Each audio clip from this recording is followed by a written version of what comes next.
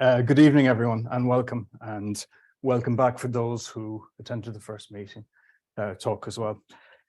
I was watching Monty Python the other night when I probably should have been preparing for this, and there was a sketch about the contestants of the game show trying to summarize Marcel Proust in 15 seconds. I'm going to attempt something similar. I'm going to try and explain all of the major complications in watchmaking in the time allowed to me. So I'm going to start, it's ambitious, so I'm going to start with the very simplest watch, a time-only watch. What I'm going to do is, after I finish on each mechanism, I'm just going to allow a small questions and answer session. Like, don't feel obliged to ask questions if you could follow everything that I explained, because there'll be a more general questions and answer at the very end. But I just like I don't want anyone to be completely lost if there's some point I could clear up on a mechanism before I move on to the next mechanism. Okay. Right, just to start with the time-only watch, we start with the power of the watch, which is provided by a mainspring, which is coiled up inside a barrel. And if I just show you what the barrel looks like when it's taken apart, there are the various components. You've got the barrel here, which contains the mainspring, the arbor, which is hooked to the center of the mainspring, while the outside is hooked to the edge of the barrel or the inside of the barrel, and the lid to keep it all together. And there you can get a better view of the parts. The mainspring is typically about 350 millimeters long. And it can vary. It can be up to about 400 or 500 millimeters long. And the way we coil it in, we use the mainspring winder to wind it inside the mainspring winder, and then it is inserted into the barrel with the plunger. So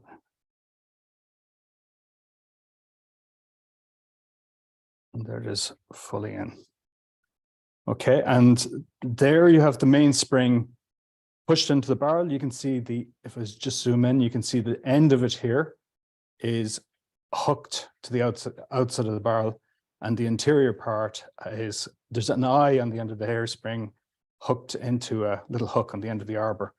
When you wind the watch, the arbor turns and it tightens the mainspring around itself. So there it's fully unwound. You can see that the mainspring coils are on the exterior of the barrel. And when it's fully wound, they're all wound tightly around the center with the one tail leading to the outside of the mainspring barrel.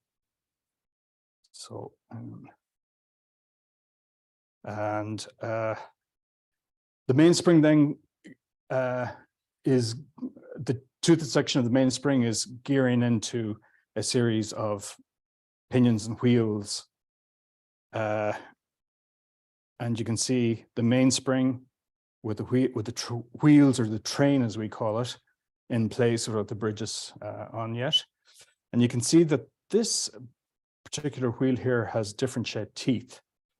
This is the escape wheel. It's one of the two components in the escape wheel, actually arguably three components.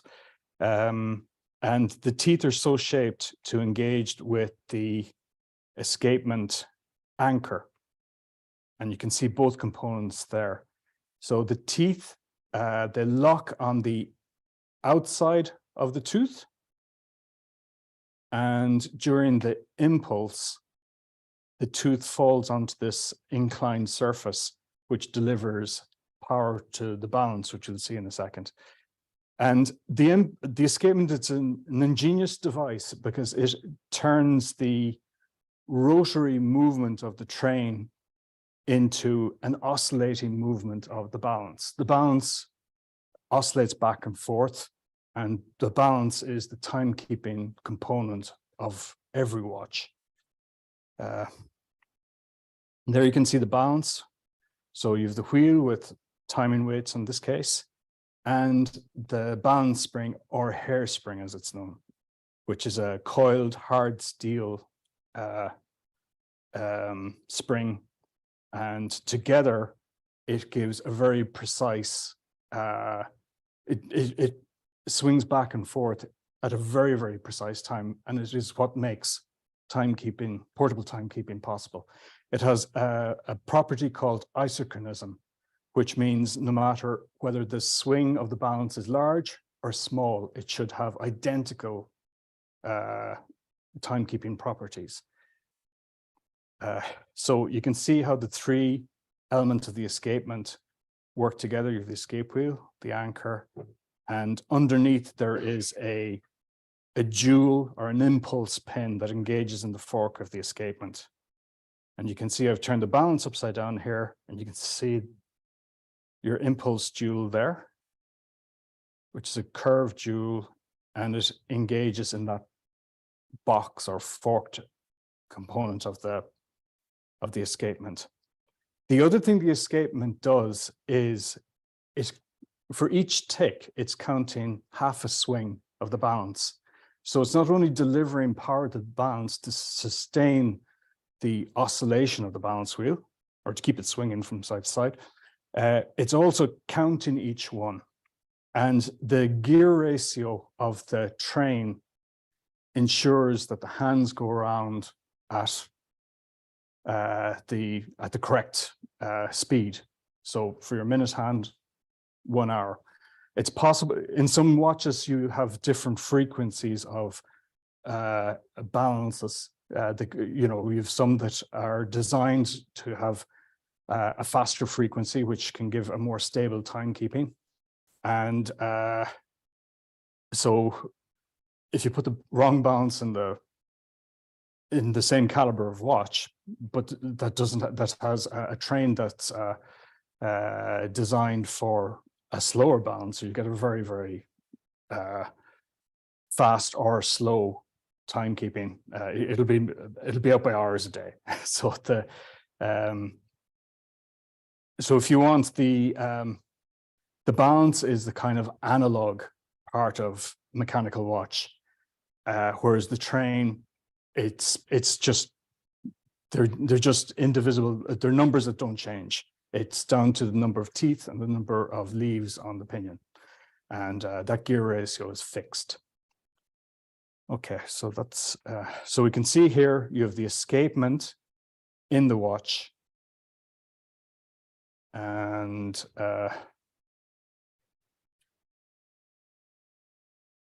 here you have the balance. You have the whole thing put together. Okay,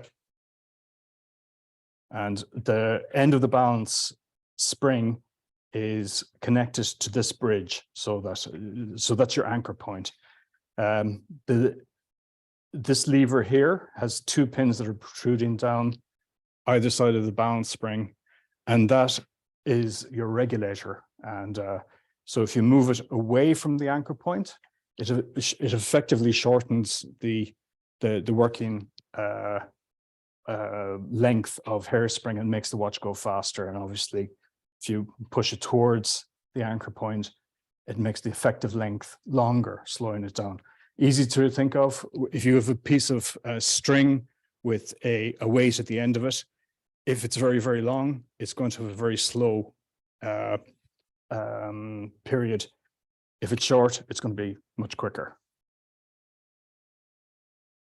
There you can see, this is a Nilon chronograph with triple calendar, and you can see it is essentially the same thing.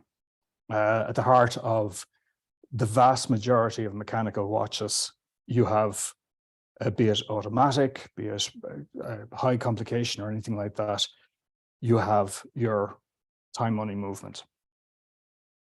And here you can see a Tusker a Nilon HB1 with everything together, and it's running.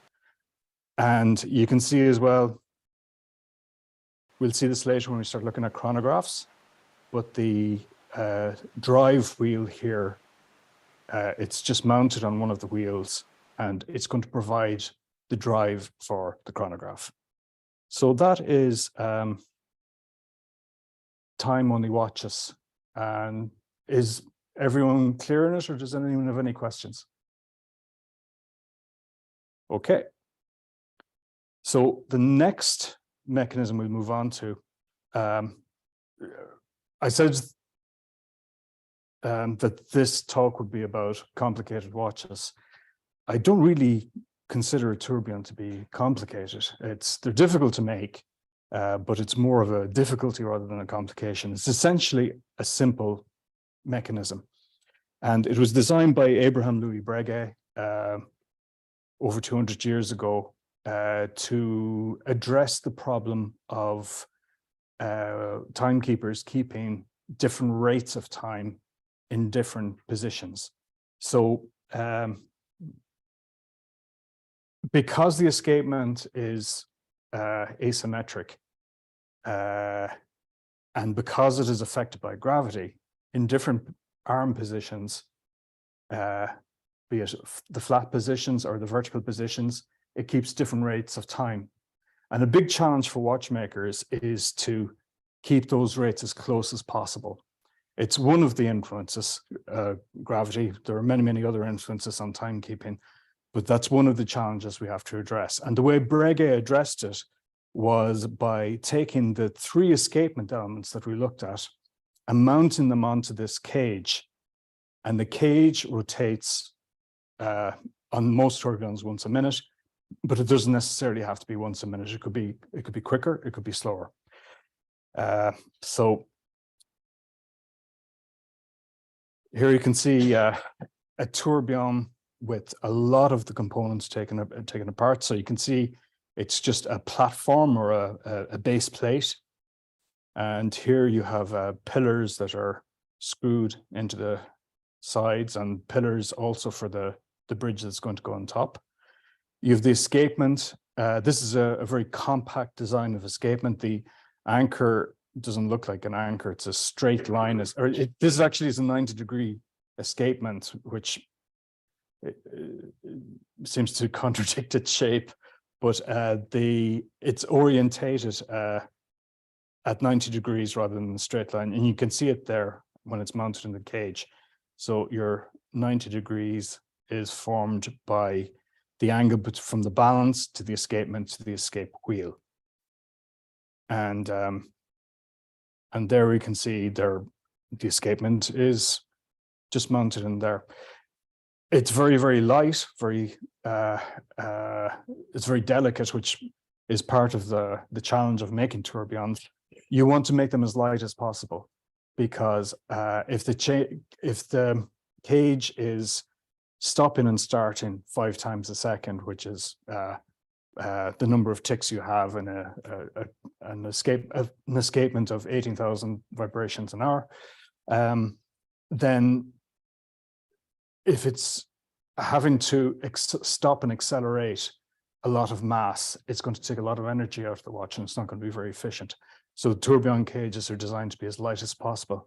Indeed, sometimes they're made out of titanium, but more often they're made out of steel, because you can make them look much nicer when they're steel and highly polished, and it's a much greater challenge to do the same thing with titanium.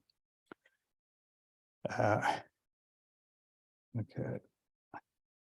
This is the top bridge, and you can see that you have a jewel there, a pierced jewel at the top, and the top of the balance staff, or the top of pivot of the balance wheel, goes through there.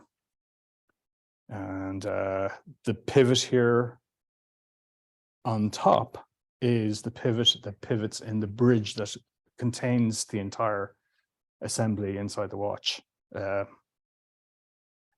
And here you can see the tourbillon in the watch with the aforementioned top tourbillon bridge holding everything together. Okay. Now, for it to work, you can see that there is a wheel underneath the bridge here. And if you look very closely, you can see that this is a screw. You've 3 screws, I think, in this case, holding that bridge solid with the main plate. So that wheel does not move. It's the fixed wheel. and it's part of the mechanism for turning the cage. And you can see the finished watch there. Okay, you can see a better view of the fixed wheel here. So you have the power coming from the barrel, and there's another mechanism here called a fusee, which I'll touch on a little later. It's been delivered to the center wheel, which is gearing into a pinion you can see here. And the wheel that is riveted to that pinion that turns with it is on the other side of the watch, but you can just see the teeth through here. So those teeth are gearing with the a pinion that's on the underside of the tourbillon cage, and the escape wheel is gearing with this fixed wheel. And this one makes if you did not have the fixed wheel, or sorry, if you didn't have the escapement in the watch, and so we do this actually to make sure that everything's free. We put the tourbillon together and we leave the escape wheel out. The cage will just spin as fast as the watch can run down. We put the escape wheel in to obviously arrest the tourbillon so it doesn't spin like that. But also that is how the power gets to the balance wheel. So the cage is made turn by this wheel, but the balance is powered by the escape wheel gearing into the fixed wheel, if that makes sense. So cage is made spin, but the escape wheel is gearing into a fixed point, and that actually delivers the power to the escapement. I remember trying to learn this when through books before I ever came across a tourbillon, and it was difficult to understand just from looking at photographs or drawings. But when you see it working, you just kind of go, okay, I get it. It's simple. But some things are just much easier to understand when you see them working in real life. Now here, I'm just, it's a quick video just to show how the gearing is going as far as the cage, okay?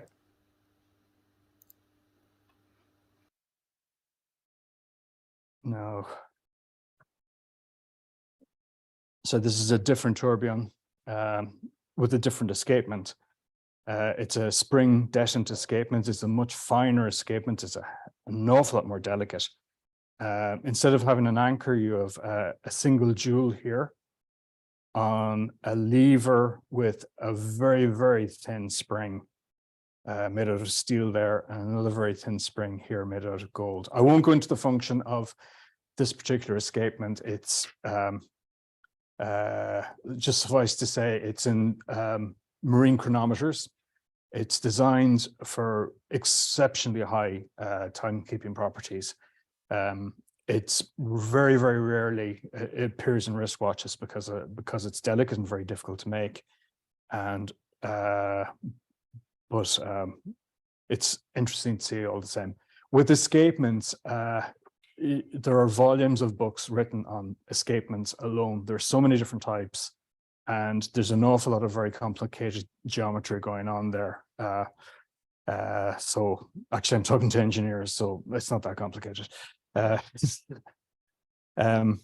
here's another view of the same cage with the top bridge on, but the balance isn't in yet.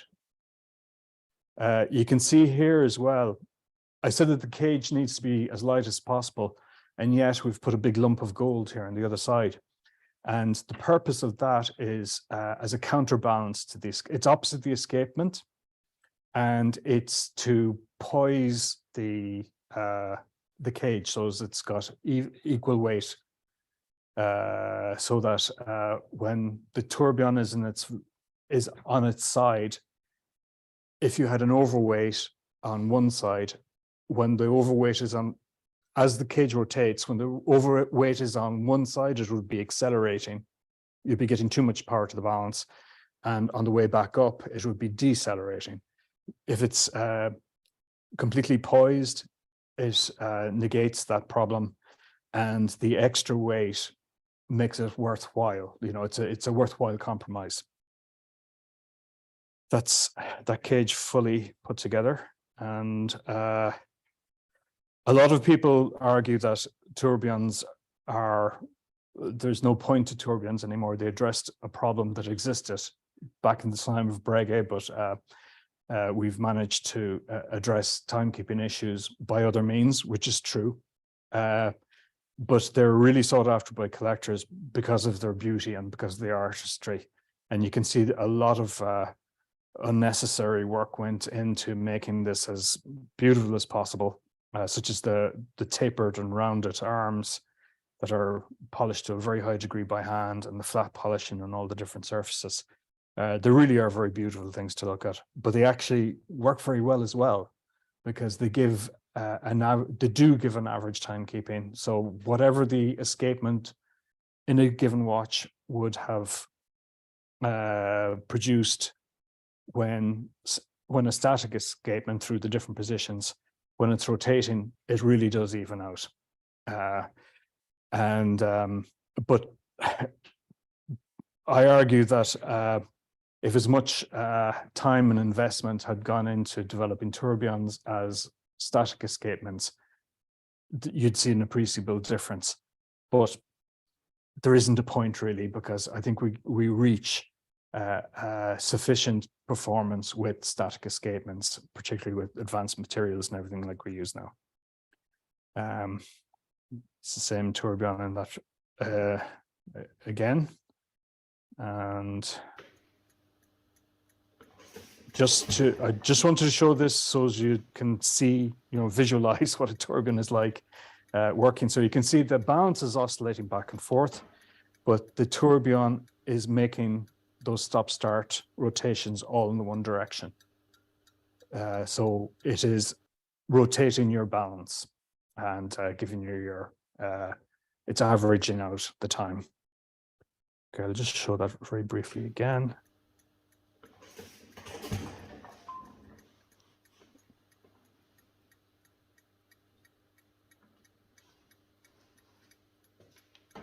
Okay.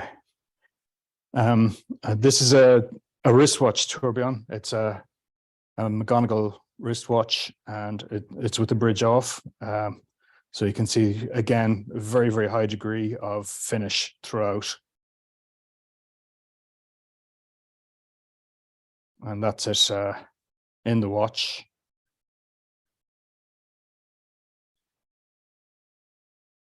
And there is the front and back of the watch.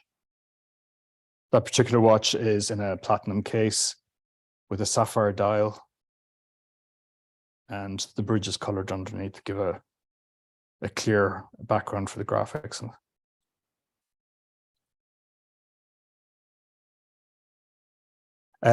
Just before I get off tourbillons, I'd just like to talk about this mechanism as well. This is called a fusee mechanism. When you wind a spring, I'm sure you can appreciate that when it has a small amount of wind in it, you've got very low power. And as you wind it more and more, the power increases. You would have a torque curve. And at the very, very top, you get a sharp increase when it's fully wound and really tight. Okay, you get maximum power. Again, with modern watches, great strides have been made with different alloys and spring shapes to provide quite an acceptable torque curve, where it's flat for a good part of it. It's decreasing a bit, but it's flat for a good part, and it's very, very functional, particularly seen as we use a lot of automatic watches, which would have a very constant state of wind relative to manual only watches. In times past, though, the springs had a very steep torque curve, and they addressed that with this ingenious mechanism called a fusee. And it looks like the gears on a bicycle. So your high gear would be up here, and your low gear is the big one at the back. And I'm talking about the cone of gears at the back wheel. So your mainspring is contained inside the barrel. And on the outside, you have essentially this very, very fine bicycle chain, one end of which is hooked into the barrel, and the other end is hooked onto a pin on the fusee. And as you wind the watch, you're actually winding the fusee. The barrel arbor doesn't move. You wind the fusee, and that unwinds it winds that chain around itself. And as you wind more and more, and you're getting more and more power, the gear ratio, or the torque ratio, if you want, is addressed or compensated for by the change in diameter of the fusee. And when it's fully wound, it gets to the top and a finger here, just stops it dead. So you get a very, very flat torque curve. But you can see as well, they've gone to an awful lot of trouble to do that. It takes up an awful lot of space in the watch. You've got that insanely fine bicycle chain with hundreds of components in it. And if you didn't have to use it, you wouldn't.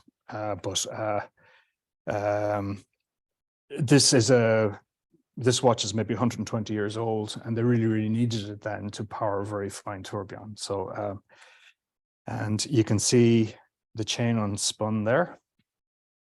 And that is the fusee disassembled. So there's nearly as many parts in the fusee as there is in the tourbillon. It's got another mechanism that provides power for the short time while you're winding it. Because if you didn't have that mechanism, when you started to wind a watch, it would take power from the tourbillon moment, during the winding process.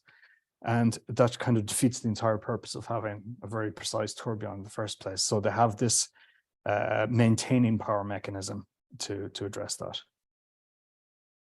Okay, so that's tourbillons. Are there any questions? Kevin just asked why the tourbillon cage is stopping and starting. What's causing that? And if you look at your watch, like a normally time-only watch or automatic watch, the hands, they don't move, make a smooth movement across the dial. It's stopping and starting, and it's because of the escapement. So the escapement stops the train during part of its cycle, and the balance is free to swing freely until it comes back to re-engage with the escapement, to unlock it, to get its impulse, to get so that the balance gets another little dart of energy to give it energy to complete its next swing. And so two things there. First of all, you want the balance wheel to be as free as possible to attain that isochronism. If you want to, you want that quality for precise timekeeping. So the escapement is just giving increments of power, and it's stopping the train for the rest of the time. So that is why your seconds hand is stopping. It's taking little jumps. And when you put this escapement in a cage, the entire cage is doing that. So you've all the weight in the cage, stopping. Before it starts again, it actually goes back a little bit. We have because of the geometry of the escapement. So it's stopping, recoiling, and then jumping forward and getting stopped again. And it's actually pretty violent for the cage. So you want to keep those masses as low as possible.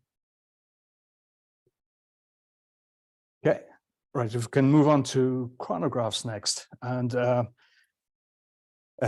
this is the Ullon HB1, which has a chronograph mechanism as well as a calendar mechanism. But we're just going to concentrate on the chronograph mechanism, which you can see through the back there. And I'm not assuming that anyone knows any of these complications, so I'll describe exactly what they all do. A chronograph is a timekeeping watch that has a supplementary mechanism that measures elapsed periods of time. And you can stop and start that elapsed timekeeping component of the watch while the time element is going continuously. That's as opposed to a timer, which you, like a sports timer you'd have for racing, that only works when you push the button. Okay, so a chronograph tells the time and has a stopwatch mechanism at the same time. Okay, so we have 2 buttons to actuate it, and so this one here is the stop start button, and this one is the return to 0. The stop start button on this chronograph, you can stop it, start it, continuously, and then only when it's stopped will the return to 0 work. There are actually ones that you can press the return to 0 and it'll go back to 0 and start running again. It's a flyback mechanism. This one doesn't have that though. It's stop, start, return to 0. And so you can get a clearer view of the chronograph here. It's all of these components that are mounted on the time-only watch that we looked at earlier. And so for that stop-start mechanism, we have a clutch system. And so you have a clutch that's gearing continuously. This wheel is mounted on a pinion that's part of the going train, and it's gearing continuously with this wheel here. And this wheel can engage and disengage with the central chronograph wheel, which then goes on to drive the minute counter. And directing all of this, we have the column wheel. There are different types of chronograph mechanisms, but this is a classic chronograph. And the column wheel is the kind of command for all of the functions in the chronograph. And there you can see it's got ratchet teeth in the bottom. So you'd have a little pawl that would pull it 1 tooth at a time to rotate the wheel. And you have these upright teeth or columns, which act as the commands for the different levers in the mechanism. You can see the column wheel mounted in the watch. It's got a spring keeping its orientation, it's locating it. And you have, this is the lever that is actuated by the start-stop pusher. And you can see there's a click or a pawl that's held in place by a spring, and that's engaging with the wheel there. So when you push the button, it's pivoting here, so it pulls back in that direction, and it advances the column wheel 1 click at a time or 1 tooth at a time. And here we can just see it working.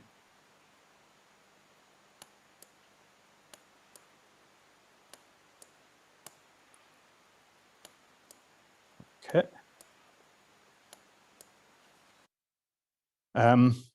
This is the clutch. You can see it this is out of a pocket watch, and it's a free spinning wheel mounted on a lever that pivots at this end, and that end kind of corresponds to the center of the wheel it's gearing with. And you'll see why in a moment. So you can see you have the driving wheel there, driving your clutch wheel. And as it goes in and out, it's still maintaining the same depth in it. It's not, so that's as a result of the pivot point kind of corresponding to where the wheel is turning. So if I just play this again, if you look at the column wheel, it's lifting and lowering different levers. So you can see here when you press it, the beak of the clutch wheel is going in and out. So when it's on top of the column wheel, it disengages with the chronograph. When you press it again, it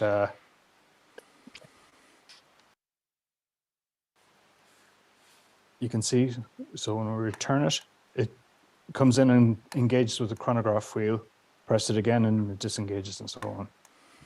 And you'll see at the end as well, we press the other button and you have the return to 0. So you have a few other things as well that I will talk kind of broadly about the functions without getting into too many details, because I don't want to overload with too many fine details. The aim this evening is to get a global idea of just how each mechanism works. So at its heart is the clutch system and the command system. And then you've other things as well, like you've a lever to stop the chronograph hand or wheel moving unintentionally when it's stopped, so it just comes in and rests against it. You also have an additional mechanism for the minute counter. So when the chronograph wheel completes 1 revolution, you have a little finger that will advance this wheel 1 tooth.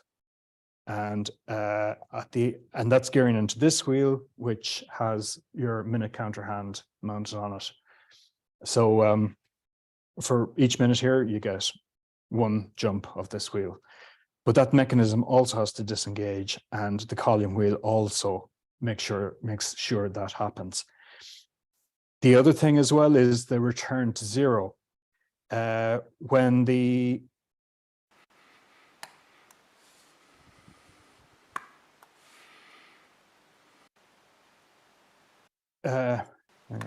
in this position here, your hammer or your return to 0 is on top of the column. And so if you push this button, it can't go down because the column wheel is blocking its way. Whereas if you advance to, if you push it 1 more time, you're now in the stop position. So the chronograph is disengaged here. The sliding gear is pulled out of the way. The brake is stopping the chronograph wheel from turning accidentally. And you now have a gap that the hammer can go into.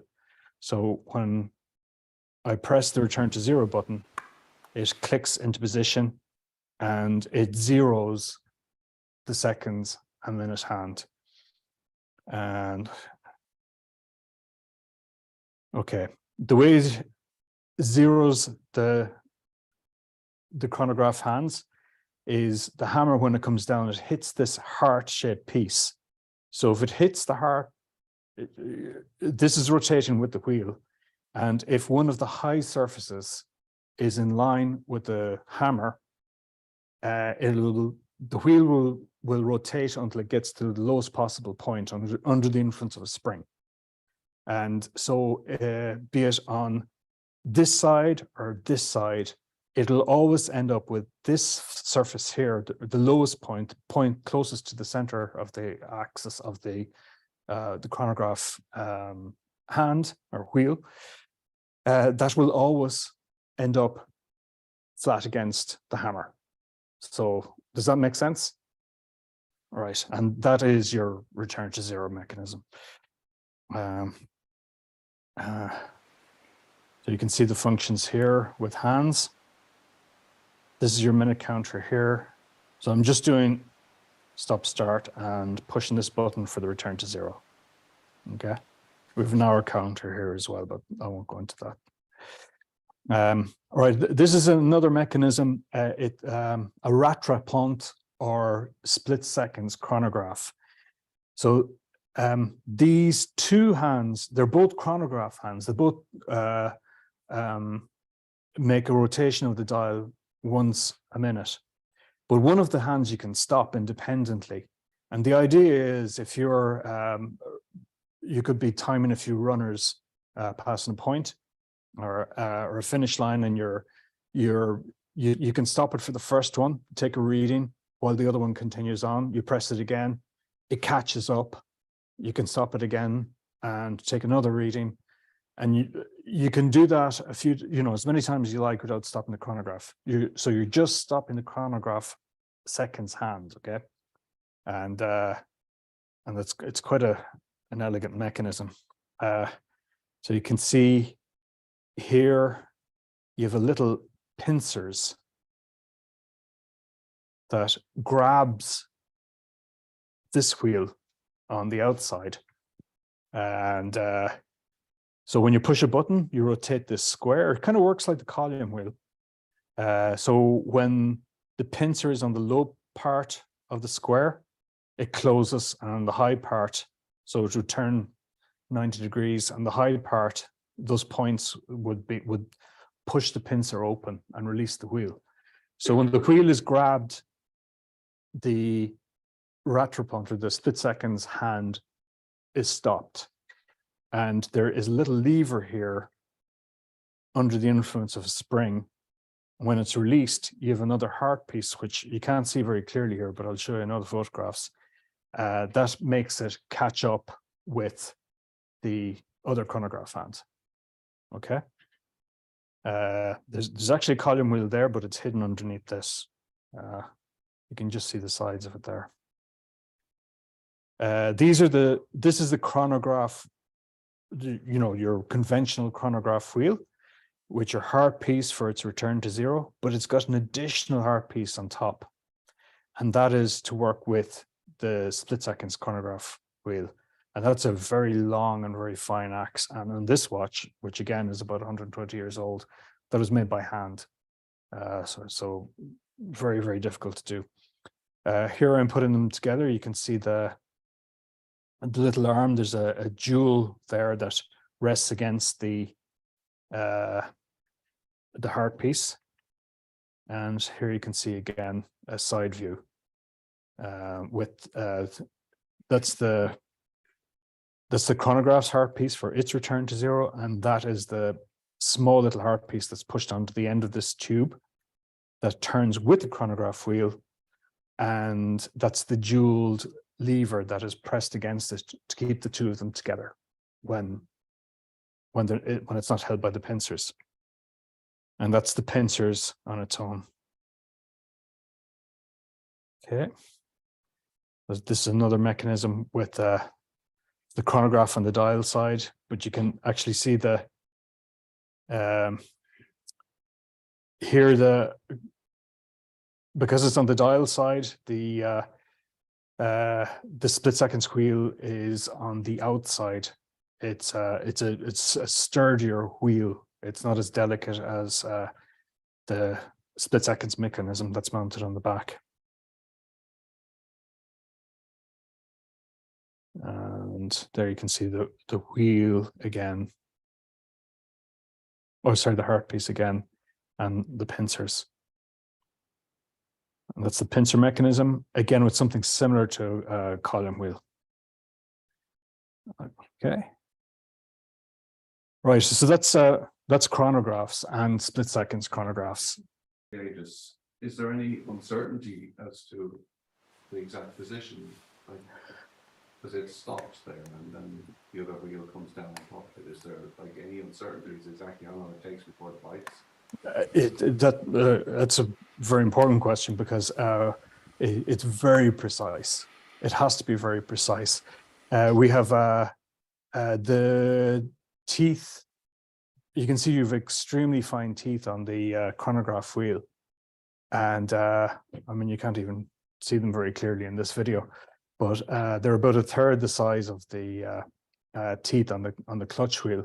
And you need about the engagement should be the finer teeth should be engaged about 50%. And if you have it too deep, the watch will just stop. And so we have screws, eccentric screws. They're not actually screws at all. They've got screw heads, but it's like a pillar that has where the top part is eccentric to the part that's in the bridge. So when you turn it by putting a screwdriver into the slot and rotating it, it's acting like a bumper.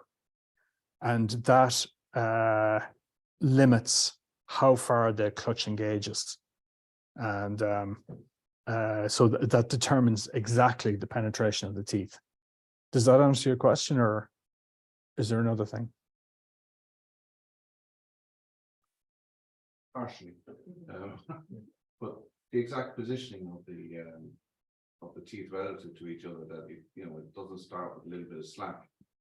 It starts, it engages exactly in the right position, or it engages very slightly behind and has to push it slightly before it starts to move the wheel of the car. The teeth, because it's turning continuously, are you talking about when the teeth come in, how they engage? Like, it can actually, it can't knock it back, really. It can knock it forward. And you have some chronographs, it's orientated in this particular way, so that when it does jump, it jumps forward and not back, okay? And you can see on some traditional chronographs where the clutch goes over the balance. So you've got your balance wheel and you've got this, the clutch is, it's designed that way, but it's when the clutch is on this side of the watch and when it comes in, it kicks the wheel the wrong way. So if you had the clutch mounted as it is, in fact, if you mirrored that, if you reverse this mechanism, so as the clutch is on this side, when the clutch comes in, it would kick the wheel back. Whereas if you had it on this side, you would have to have the clutch over this part. So as it would still come in from the same side. But I think you're referring to another point as well, that if you hit the chronograph tooth on one side, it's going to jump forward, obviously. On the other side, it's going to jump back a little bit. But I think because the chronograph teeth are so fine that that is pretty negligible. But it's not a smooth engagement the way you would have with a continuously moving hand or something like that. Yeah.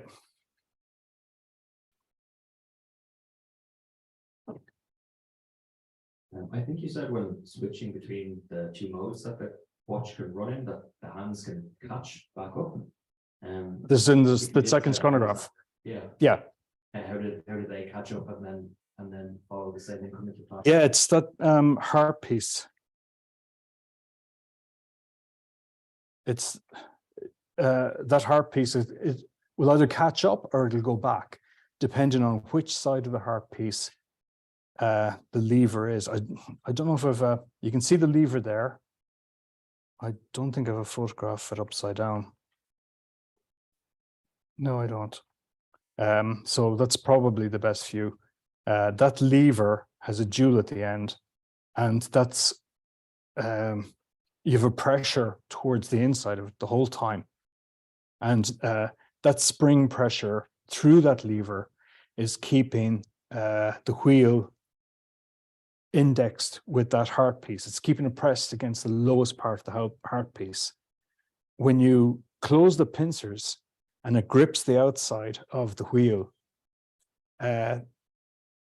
stops, and this wheel continues to run, and the heart piece is mounted solid onto the chronograph wheel. So that's rotating with it, and it's starting to raise up this wheel. If you left it running, it would just keep rising and lowering as the heart piece passes it. Does that make sense? And when you release it, it just goes to the bottom of the heart piece.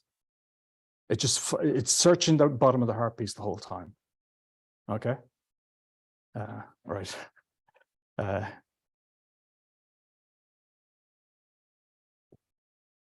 Okay. And we're moving on to minute repeaters. No, these are a lot more difficult to understand. And a big part of the difficulty with minute repeaters is as opposed to the other mechanisms where they're largely on one side of the watch. These are on both sides. So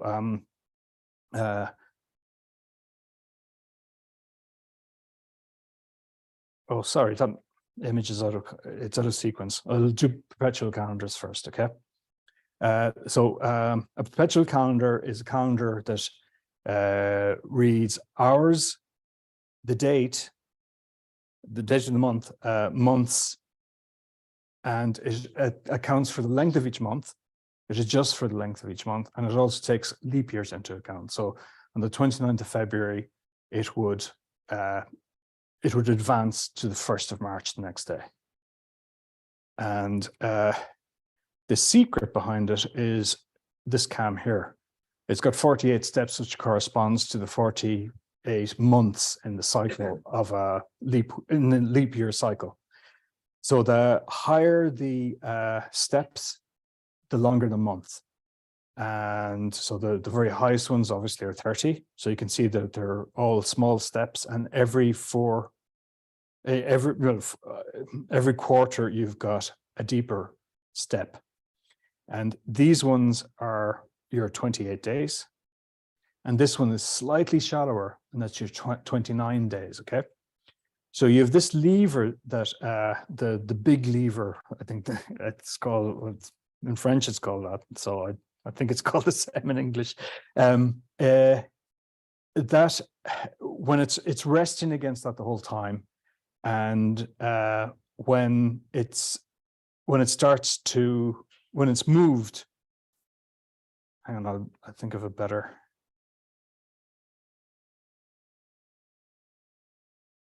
This one's clearer. So it's resting against that the whole time, okay? This wheel here is geared into the arrow wheel. So this rotates once a day. And this finger here would lift the big lever, and it will, the tail of it here will be inclined towards the date wheel. So your 31-day wheel. And that little click there advances that one day at a time. So every time that's lifted, that advances it one day. All right. So that's easy enough to understand. On the other end of the lever, you've a star wheel there with 7 days, and that's your days. Easy enough. And this moves at another part of the day. Like the moon phase doesn't need to change at midnight. So it changes several hours beforehand. Now, the way the passage at the end of the month works is each time it's finished its cycle, it drops back down on its daily cycle, it drops back down on the date wheel or the month wheel. And if it's in one of the deep grooves, it's going to go deeper at this end. And as a consequence, because it's pivoting here, it's going to go further back in this direction. Is that clear? All right. And at the end of the month, this other click here will fall off this step earlier if it's a shorter month. Do you get that? Okay. So when it's lifted for the next day, this will start pushing the 31-day wheel before this one does. This is the one that gives the push at the end of the month rather than that one. So the deeper it goes here, the further back, the earlier this drops off and pushes the snail. Do you understand that? Is that all clear for everyone? Okay, isn't that beautifully elegant? And if that wasn't elegant enough, there's this little mechanism here. This is a wheel with 12 teeth, which obviously will account for a year. So how does it calculate the leap year?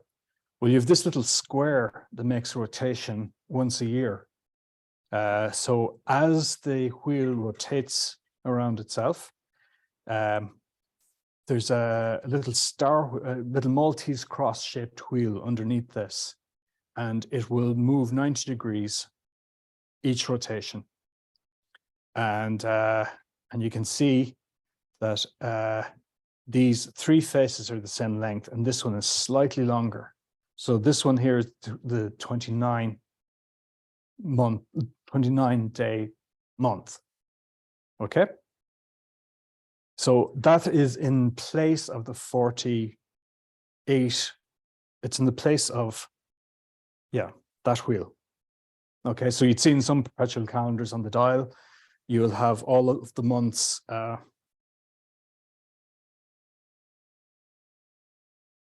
Oh shit, this one has it doesn't have the 48 wheel, it has the 12. It would have all of the months compressed on a sector of the dial. You know, you'd have maybe the months, only some of them written in, and then they're written in sideways because you have to squeeze 48 months in it. But for clear legibility, it's nicer if there's just 12 months in the dial. And this makes that possible. You can see here's an exploded diagram. This is from a Finnish watchmaker, Marko Mäkinen. And you can see you have your star wheel. You've got it's got 12 teeth. You've got your 12-month cam there, and then you've got this small little February cam that rotates once a year. You have that finger that is attached to the main plate, essentially doesn't move. And you have this Maltese cross that is, it's moving with this square. And as the entire assembly rotates once a year and past that tooth, this engages with the finger and it advances 90 degrees, or it turns that 90 degrees. Okay. And that really is the heart of a perpetual calendar. It's one of my favorite complications because I think it's elegant. It's also extremely functional. Okay, any questions on perpetual calendars?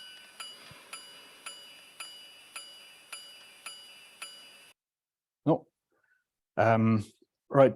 So, yeah. Online, the question about what happens.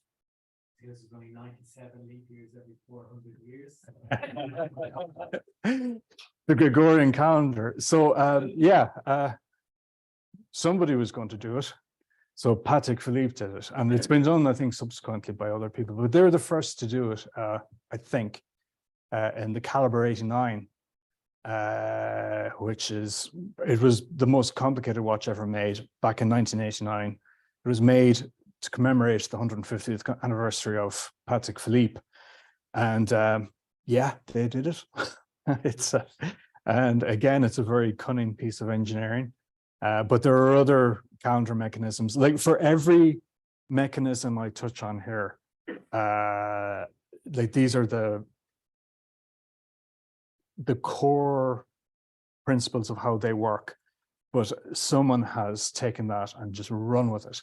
So you have with chronographs, you've got double split seconds or double splits, where you'd have splits for the seconds, splits for the minute counter. You've got instantaneous seconds. You've got I'm trying to think what else you have. You have other refinements with chiming watches. My goodness, like you have carousels. You've got clock watches. You've got and I suppose the astronomic watches. You can have, they've worked out leap years. Someone recently worked out the working weeks, which sounds like something that wouldn't be very, very complicated, but it's, you have 52 weeks a year, but with the working weeks, that varies every few years. There's a correction and that has to be addressed, and someone's done it. So yeah, the Gregorian calendar has been cracked, all right, yeah. Okay, so we'll move on to minute repeaters. As I mentioned, these are tricky to understand because there's a lot going on at the same time at any one time while these things are working. This is a McGonagall Kjol, and you can, I'll just set it in working. There's a slide on the side of the case. When you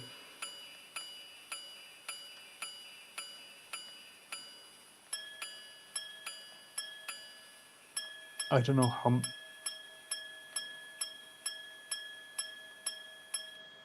Okay, could everybody hear that? All right. So what it's doing is it's you pull the slide in the side of the case, and that actuates the repeater.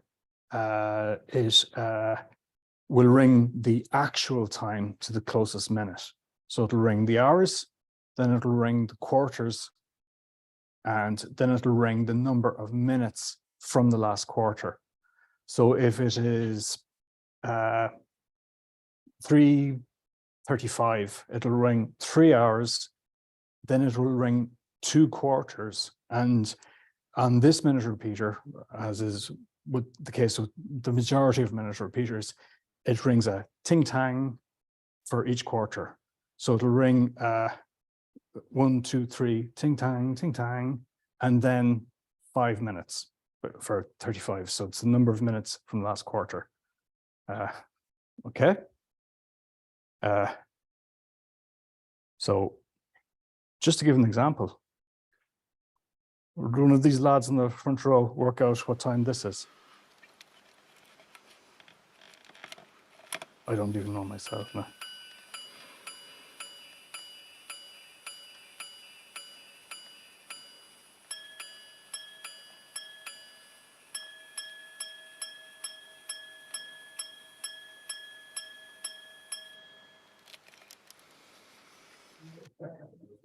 Okay, it's 12:58 or 12:57. I make it okay.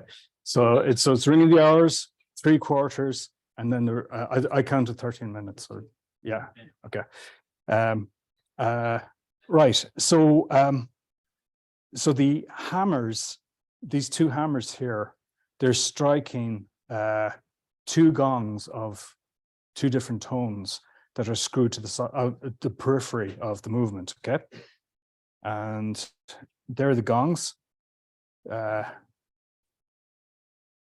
It's hardened metal, and it has to be very, very hard to get a nice crystalline sound. And it's very, it's a whole. Some companies have gotten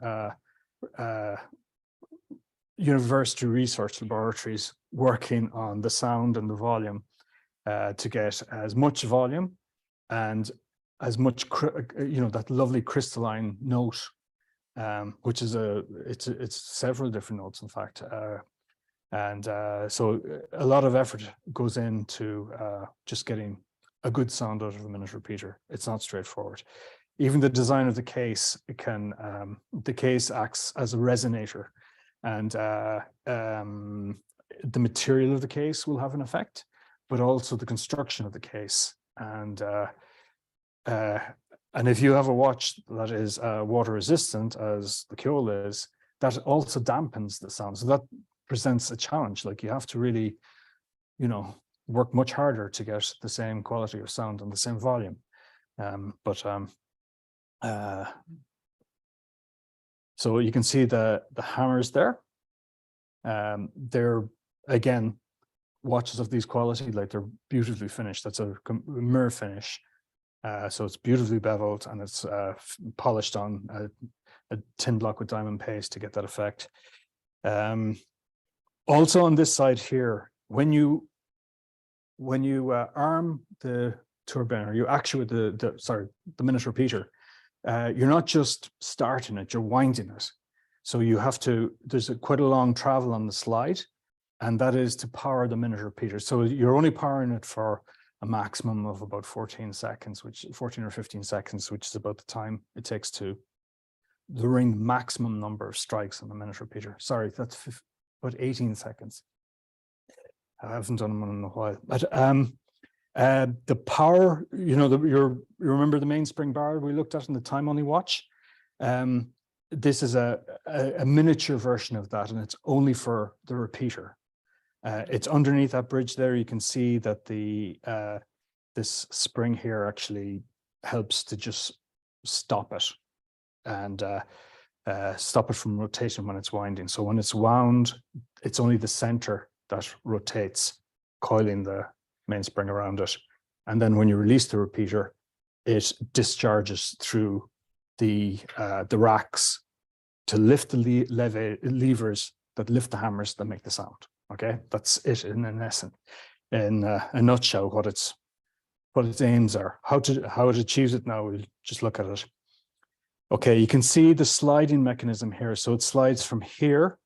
You can see the extremity of the slide. So this is the leading edge of the slide, and it goes as far as there. I don't know what that is, about 30 degrees or something like that. And there's a recoil spring there to make it go back to its original position. That slide is engaging with a little tail there. It's the tail of a lever. And that in turn, it's quite a long lever, so it's gearing into a pinion that's on the underside of here, on the other side of the plate. Right. That's a closer look at the slide. That also, you have a water resistant sealing built into that chamber there to, you know, it's tricky enough making watches water resistant. When it's a minute repeater with all of that movement, it's more challenging again. Right, this is the lever, and that's the tail that we looked at earlier on.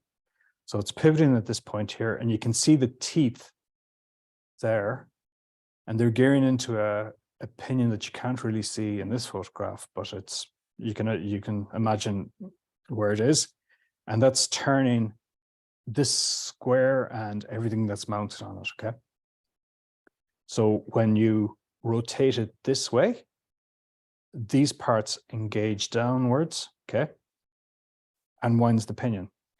And it's limited by this wheel here. This wheel is a 12-pointed wheel, so it's a 12-star wheel, so for 12 hours in a repeater cycle.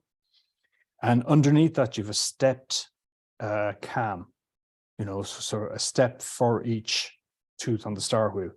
And the deeper it is, the further this rack will go. And so it'll wind it more and it will register more hours. I'll just show you that in the next one, so you can see it more clearly here. It's pivoting here. It's rotating in this direction. So it's, the tail here is rotating anti-clockwise, okay? And as it goes in this direction, it's turning this gear, and the spring that powers the repeater is on the other side of the watch, but it's also on this axis. All right.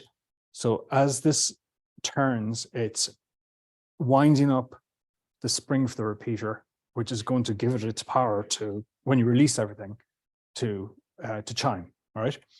So here it's on the second step, the second furthest from the center. So that's for 2 o'clock. All right. And I would just go to the next one. You can see that here it's down at 12 o'clock, and all of the teeth have gone past this little lever here. Now, these levers are really very small. They're smaller than the head of a match, and it's amazing, but those levers actually lift the hammers. When if I just go back to the first one, here, you're on the second step, and this stops the rack from winding anymore, okay? So that's the limit of how far it'll wind. And you can see 2 teeth have passed this little lever, okay? And when you release it, those 2 teeth start winding in an anti-clockwise direction, and they lift this surface, which in turn, this surface engages with, that's a pin, which is pushed in friction tight into the hammer. And that is what lifts the hammer. So when it gets to the end of the tooth, as you can see here, Okay, this rack is now rising, and so this tooth here will come against this face and lift the lever all the way back as far as that until it passes underneath it. And when it does, that lever will jump forward and release the hammer. And the hammer will fall under the pressure of a spring, hit the gong, make the sound. Does that make sense? Okay. And so that's how your R's are sounded. It's how they're registered, it's how they're powered, and it's how they sound. Okay. But that's just the R's. There's more. And so you can see the 12 R's, all of the teeth have passed the lever. So like when you release the rack, it's going to sound every single one of the teeth, so all 12. Okay. There's an additional mechanism because if you wind it only halfway, say you wind it about halfway and you release it, it wouldn't give the right time, right? There's a mechanism that ensures that not only does it, you have to put pressure against the hour cam, and it lifts another lever, and that allows everything to drop and for the repeater to start. And if you don't push it far enough, it won't sound. You'll just hear it. You'll hear the buzzing mechanism, the control mechanism for controlling the speed. You'll hear it buzzing away, but no sound. And that mechanism is called the all or nothing piece, which kind of says what it does. Okay, so we also have the quarters, and the quarters and the minutes they take their information. The sound comes from these racks, okay? From these racks lifting those little levers, okay? Those levers are also lifting. You can see there's a pin there. You can just about see that there's a pin there. That's lifting a hammer, all right? So you've a pin here and you've a pin there. They're the hammer pins coming from the other side of the watch right through to engage with this mechanism. And when the repeater is fully wound and the all or nothing piece releases everything to allow the striking to occur, these two racks fall on two cams here in the center. This cam here has 4 arms with 15 steps. So that's it's 14 steps, yeah. It's the steps corresponding to the number of minutes. So the first one doesn't make a sound at all because after the quarters have sounded, you don't have any minutes. You just have a quarter is 15, right? Or at the hour, you just want the hour to strike and nothing else, all right? So at the top, you don't have any striking. And at the bottom, you'll get 14 minutes. And then the next one, this step will be in line with the bottom tail of the rack. So you'll get the next quarter and no minutes. On the underside, you have a cam with 4 steps, and they're your quarters. So you have your quarters and your minutes here in the center. You have your quarter rack here underneath, and your minute rack here on top. And you can see the 2 racks out, okay? So this one here on the underside is the quarter. You can't see the teeth there, but like you have 2 sets of 3 teeth. The maximum number of quarters you're going to have sounding on this type of repeater is 3 for a quarter to the hour, all right? And then you have the minutes on top. So when the quarters have finished, this hook here gathers up. When the quarters finish, this finger here will come down and engage the teeth at the back and start to lift the minutes, not before. So you're never going to get the minutes and the quarters sounding together. So does that make sense? So it's a little hard to visualize from a photograph, but it's just suffice to say, there's a mechanism there to ensure that there's a separation between when the hours strike, when the quarters strike, and when the minutes strike. Okay. And there's the center again. Again, there are securities to make sure that you don't get overlapping striking, you know, with the quarters and the minutes and that sort of thing. But I think there's enough there already to understand without going into the finer details. Okay, you can see, I don't have a very good picture of the racks actually dropping, but you can see through the dial here in the video that I'm just about to show you, the racks, when it's wound, the racks will drop and then you have the chiming.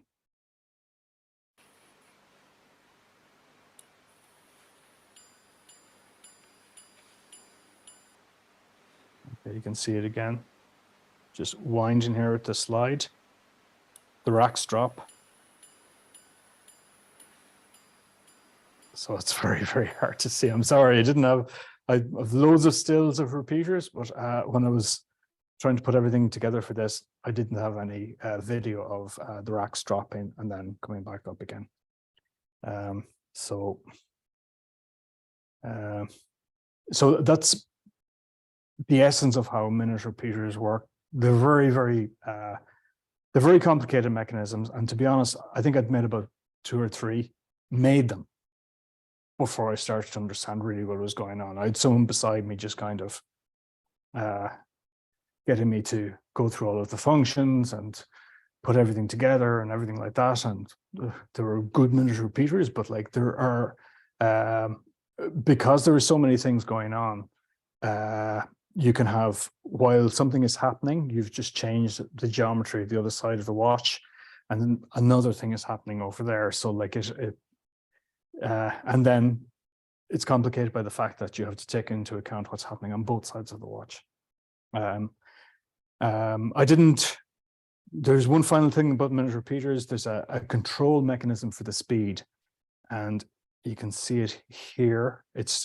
So you have a gear train arriving at a very small escapement, and it's like a little buzzy escapement that just stops you can control the speed of the repeater. So if it's going too fast, like ding, ding, ding, ding, ding, ding, you can't actually tell what's going on. You know, it's hard to count the strikes.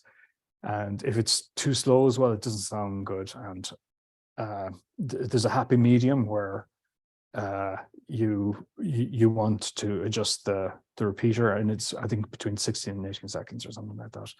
And if it's very easy to tell the time if you adjust your speed to around that.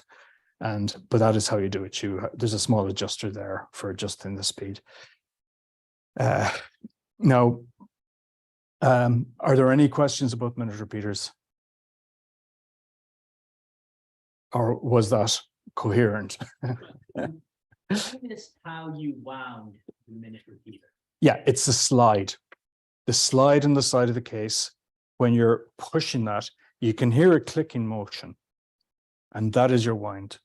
Now you have Grand Sonneries or clock watches, and they have a separate barrel, so that when you're winding the watch, when you wind in the opposite direction, or when you turn the crown in the opposite direction, that's winding a second barrel, and they're powered, like they're passive. So like it will chime the time as it passes the hours or the quarters without you intervening at all.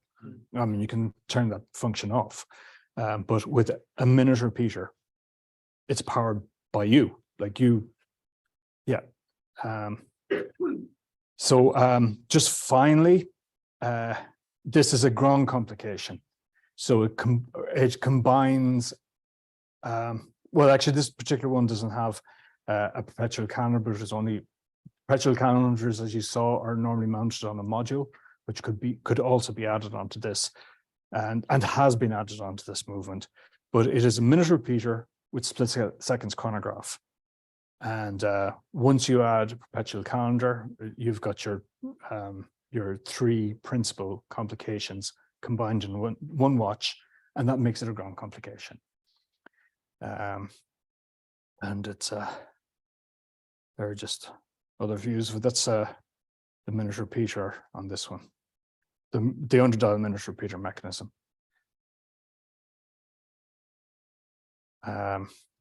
Okay, right.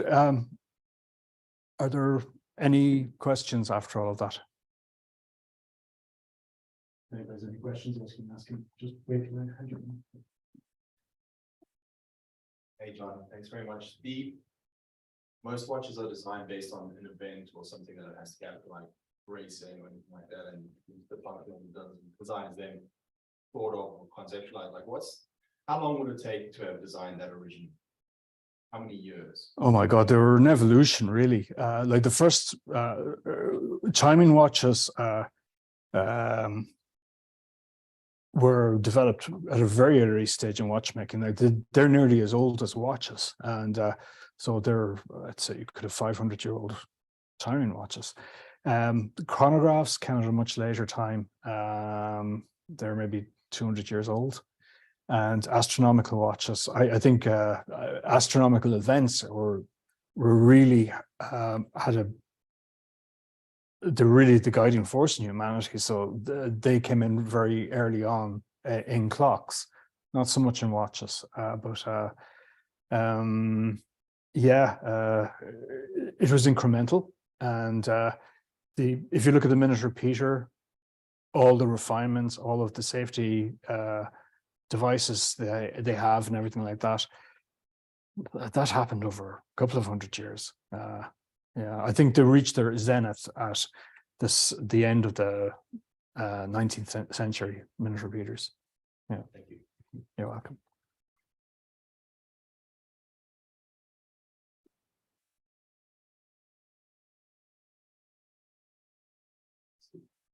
Thanks very much, John. Enlightening. So I have an easy question for you, I think. I'm going to skip the minute repeater because there are one or two aspects, particularly under the canopy, and I'm not 100% with. But on your turbine, the magnetism, where does that play a part in terms of the timekeeping or its effect on the operation of the escapement? Magnetism kind of a huge effect on normal watches. For watchmakers in the room, we were told for a long time hairsprings are anti-magnetic, and they're not. Like they're ferrous. That so magnetism, which we pick up in our watches the whole time, has a pretty bad effect on timekeeping. It wouldn't be great in a tourbillon now if it was magnetized. So it probably. The cage isn't that close to the hairspring, so I haven't seen really bad magnetism in tourbillons, but it stands to reason with so much steel, it's going to. I was pick it just up. curious with the amount of steel that's used for decoration and as Yeah. well as the structure, if there's some kind of field effect there with cage structure and then the motion inside it. I really don't know. I couldn't answer that. But it's just after all the turbines we've made, and I've made a lot of them, that never really came up as a big negative feature. I've made titanium cages and stuff like that. Obviously, they're not an issue, but There's really only the hairspring that might come into a level of magnetism which would cause touching the coils and changing timekeeping. And the tourbillon itself doesn't have anything, shall we say, detrimental. no, but I would say that it would, if it was magnetized, it wouldn't have a good effect on the hairspring, but it's not going to affect the function of the cage itself. There's just too much forces there against a weak magnetic force. Yeah. Thanks very much. You're welcome. Okay, I hope that Cass, it opened up, answered some of the mystery of complications. They're hard to explain when they're in front of you sometimes. It's a bigger challenge when we're just working with videos and photographs.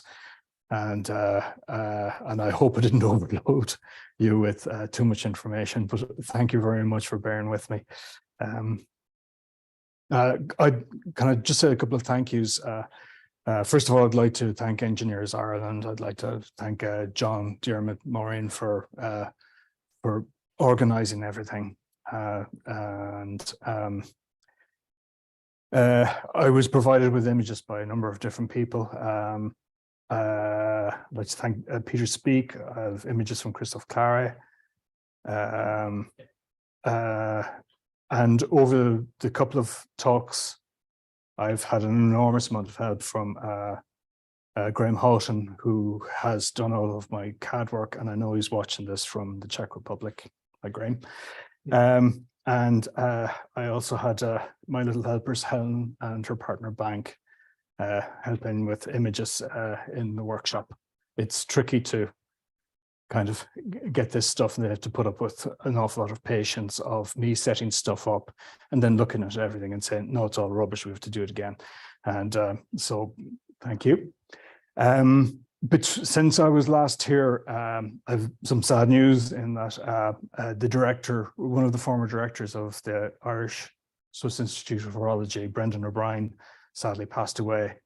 And it would be remiss of me not to say anything about him. He was an incredible man who had cast a very long shadow, set a very high standard for all of us who passed through the Institute. I mentioned the last time that I thought that the closing of the Institute was an awful loss to watchmaking in the country, but just skills in general in the country. There are very, very valuable skills that are very transferable.